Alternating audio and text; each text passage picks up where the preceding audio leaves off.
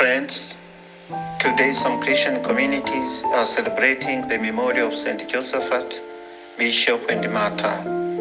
Born in Ukraine, he became a zealous and dedicated bishop and worked very hard for the unity of Christians.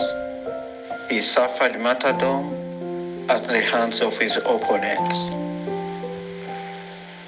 For today's reflection, the Gospel reading is taken from Luke chapter 17, verses 7 to 10. You are invited to listen to the Gospel reading first. At that time, Jesus said, "Will any one of you who has a servant plowing or keeping sheep say to him when he has come in from the field, 'Come at once and sit down at table'? Will he not rather say to him, 'Prepare supper for me, and gird yourself and serve me till I eat and drink, and afterward you shall eat and drink'? Does he thank the servant because he did what was commanded? So you also, when you have done all that is commanded you, say, 'We are unworthy servants, we have only done what was our duty.'"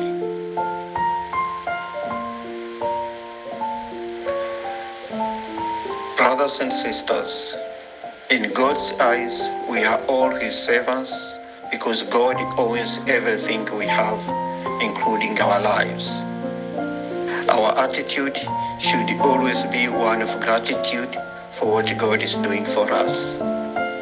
God's love and generosity should compel us to give him the best of ourselves in everything we do.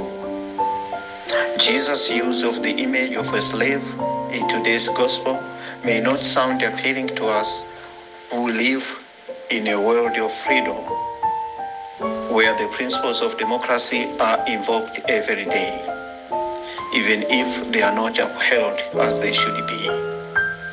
But there is something important that Jesus wants to communicate through the slave-master relationship.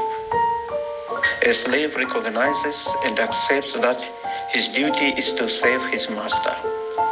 He does not even expect special recognition from the master.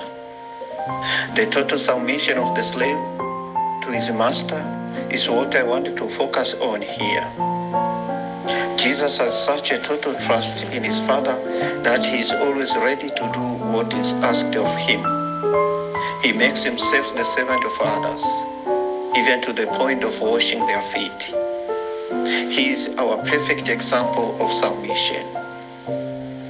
The disciples are to follow his example and be completely at the disposal of their Lord, willing to serve one another without asking for titles. Only such service makes one a faithful disciple of the Master, who showed us by example what it means to serve others. Where there is such humble trust and selfless service, things are turned upside down. The slaves sit at the table, and it is a master who serves them. As servants, Jesus commands us to carry out our duties in a loving and responsible way. Often the work we do may never be appreciated by anyone. However, if we have worked hard and done our job well, we will have the satisfaction of having been a faithful servant. Jesus will reward us according to criteria known only to him.